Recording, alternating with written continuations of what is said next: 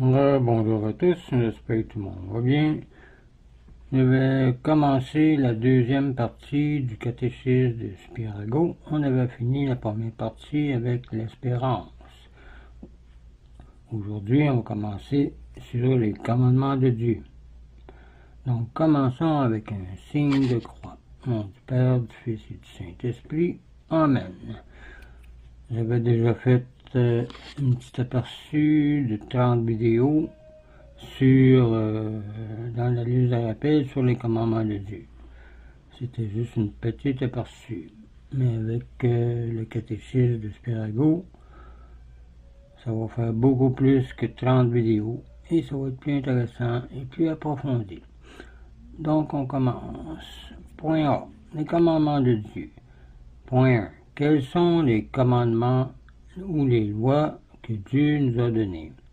De même que Dieu a établi des lois pour les corps célestes, voir Psaume 148, verset 6, il a donné ses commandements aux hommes et à tous. Il les a donnés pour nous rendre temporellement et éternellement heureux. On pense que les commandements nous rendent esclaves, mais en réalité, ils nous libèrent de nos passions mauvaises et nous aident à nous maîtriser. Lorsqu'un père défend à son enfant de toucher une arme à feu, il n'a en vue que son bien. Ainsi en est-il des 10 commandements de Dieu. Dieu n'ordonne jamais rien qui ne soit pour les plus grands biens de ceux auxquels il donne ses ordres, disait saint Augustin. Et Dieu n'ordonne que pour nous faire la grâce de nous récompenser, disait saint Paulin. L'ordre de Dieu est donc déjà à lui seul une grâce, disait saint Paulin aussi. Encore. Un sage de l'Antiquité disait « Sans loi, l'humanité ne serait qu'un troupeau d'animaux féroces, dont les plus forts tueraient et dévoreraient les plus faibles. » Et on peut voir que c'est vrai dans la société. Les riches, souvent, ambitionnent sur les pauvres. Premièrement, Dieu a imprimé dans l'âme de chaque personne la loi naturelle, qui donne les règles fondamentales des actions humaines. Même si on ne croit pas en Dieu, Dieu a mis ses lois en nous.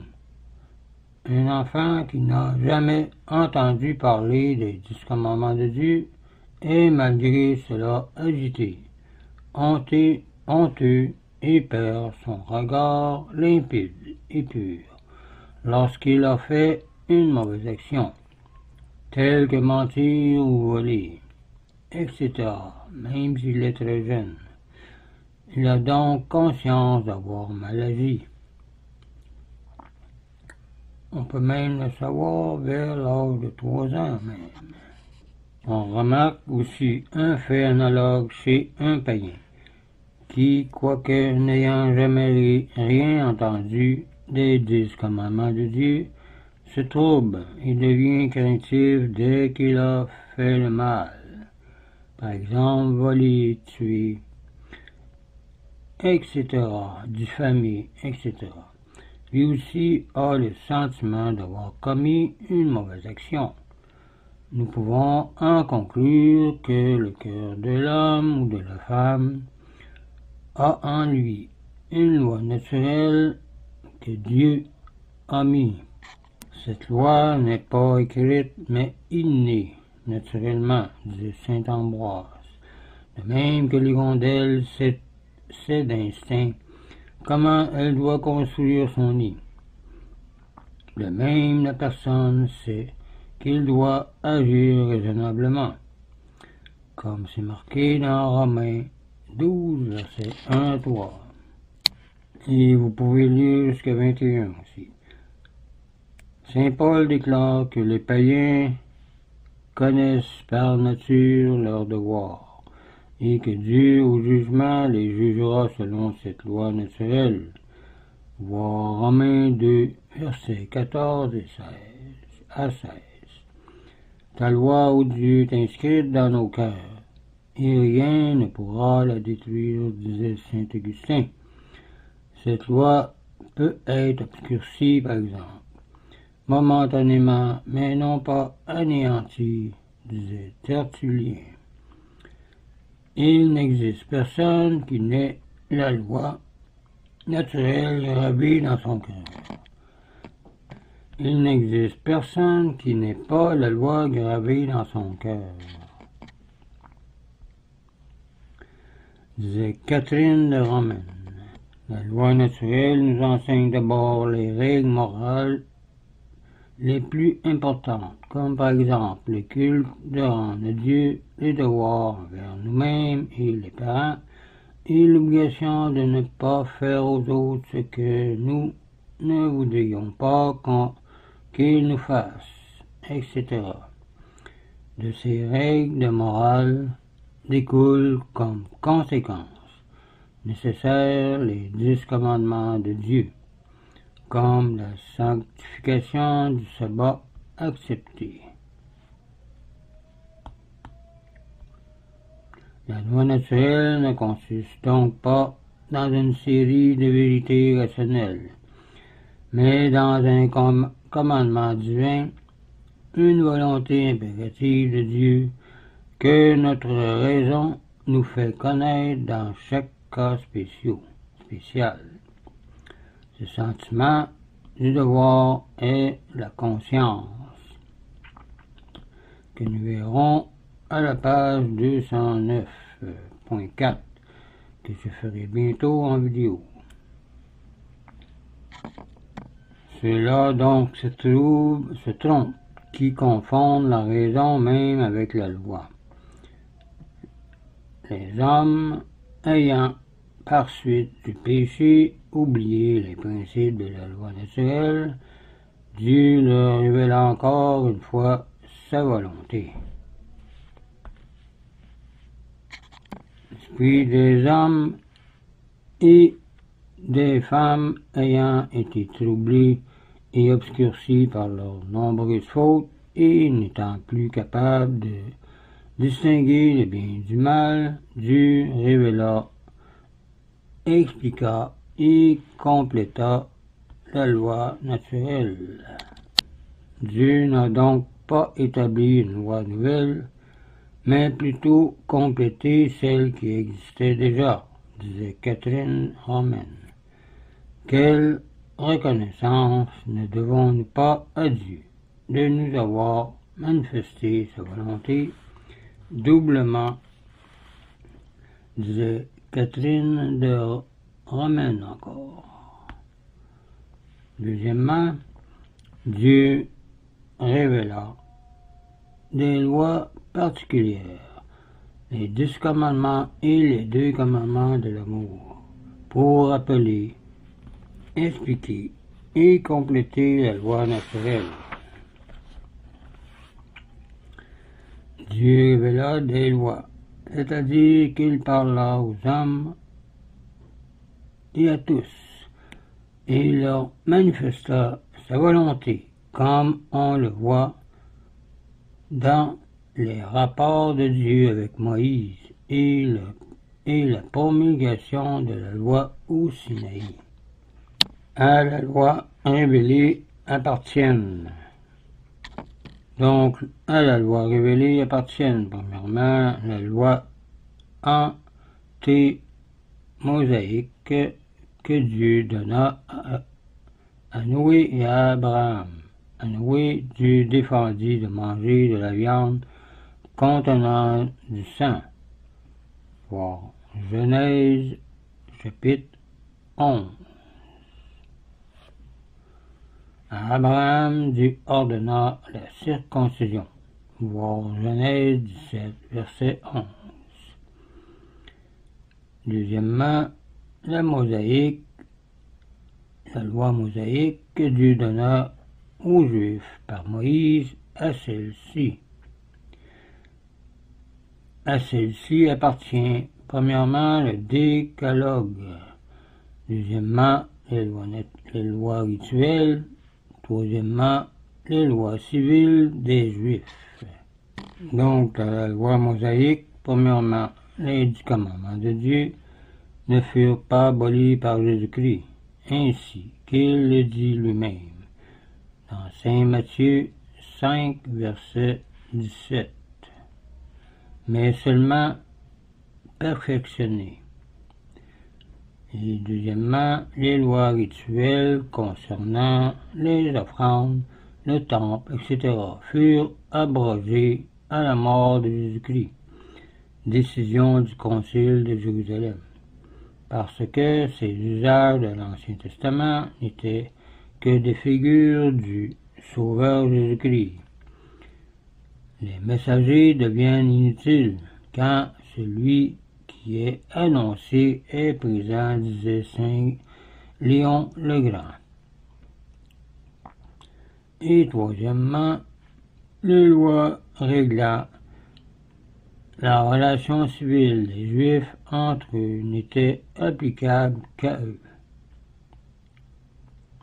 Troisième point, la loi chrétienne qui contient les 2 commandements de l'amour exige principalement l'exercice des œuvres de miséricorde. Voir Saint Matthieu 25, verset 35 ou 30 jusqu'à la fin. Et la sanctification intérieure.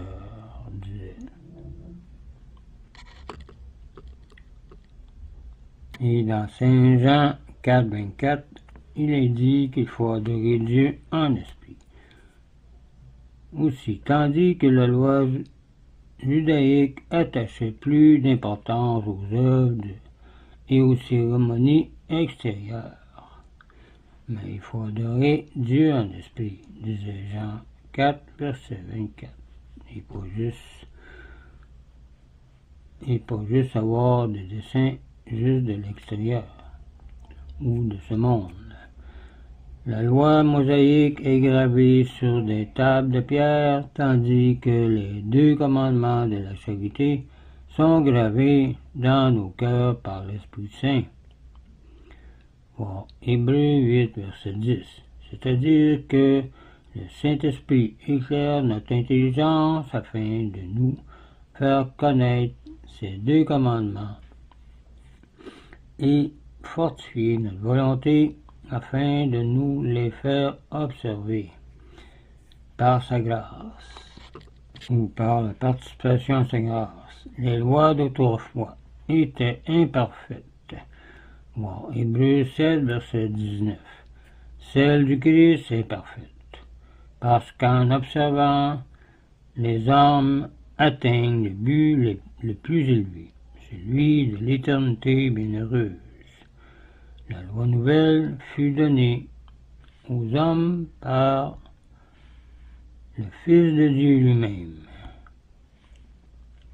tandis que la loi mosaïque, à cause de son imperfection, avait été donnée par Moïse, par le ministère des anges. Voir Galates 3, verset 19.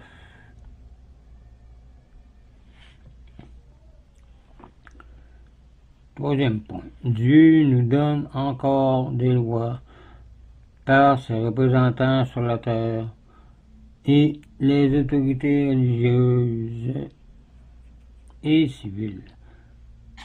On appelle ces lois lois de l'Église et de l'État. L'Église commande au nom du Christ, car celui-ci a dit à ses apôtres: qui vous écoute m'écoute, qui vous méprise me méprise. Voir Saint Luc 10, verset 16. L'autorité civile tient aussi sa force de Dieu. Saint Paul dit que celui qui s'oppose à l'autorité civile s'oppose à Dieu même. Voir Romains 13, verset 1. Les lois religieuses sont par exemple les 6 commandements de l'Église. Les lois civiles sont par exemple la loi militaire, le code pénal, la loi sur la presse, la loi sur les droits de réunion, etc. La loi religieuse et la loi civile se distinguent de la loi divine, qui est naturelle et révélée, parce que les premières concernent nos paroles et nos actes, et que la seconde concerne même nos pensées et nos désirs, disait saint Thomas d'Aquin. Cependant, les lois qui nous sont transmises par les représentants de Dieu ne sont des lois véritables que lorsqu'elles ne sont pas en contradiction avec les lois révélées de Dieu. Toute loi contraire à la loi de Dieu est nulle et ne doit pas être prescrite ou oubliée. Lorsque les représentants de Dieu ordonnent une chose que Dieu défend, il faut se rappeler la parole des apôtres. Il vaut mieux obéir à Dieu qu'aux hommes, voire aux femmes, voir Actes 5, verset 29, et se souvenir de la conduite des 3 jeunes gens dans la fournaise ardente, et que l'ange a délivré, et de celle des 7 frères Maccabées massacrés en martyrs, dans le livre de Maccabées. On va commencer un peu le point 4, qui parle de la conscience. Bon, point 4, de la connaissance de la loi naît la conscience, c'est-à-dire la science qui nous fait connaître si une action est permise ou non. Notre raison nous rend attentifs dans les cas concrets ou non. Devons agir ou non devons agir à ce que nous devons faire d'après les préceptes connus. La raison, par conséquent, nous inculque la connaissance de la loi et de notre devoir. Donc, je répète, notre raison nous rend attentifs dans les cas concrets où nous devons agir à ce que nous devons faire d'après les préceptes connus. La raison qui vient de la conscience, par conséquent, nous inculque la connaissance de la loi et de notre devoir. Cette connaissance du devoir est la conscience. La conscience est donc une activité de l'intelligence, comme nous le savons.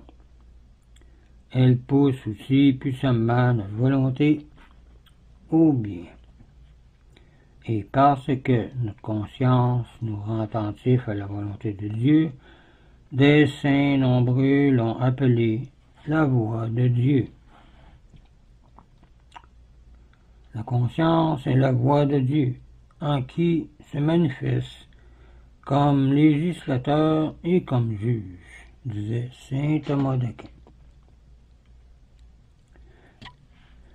Nous allons arrêter ici pour cette vidéo.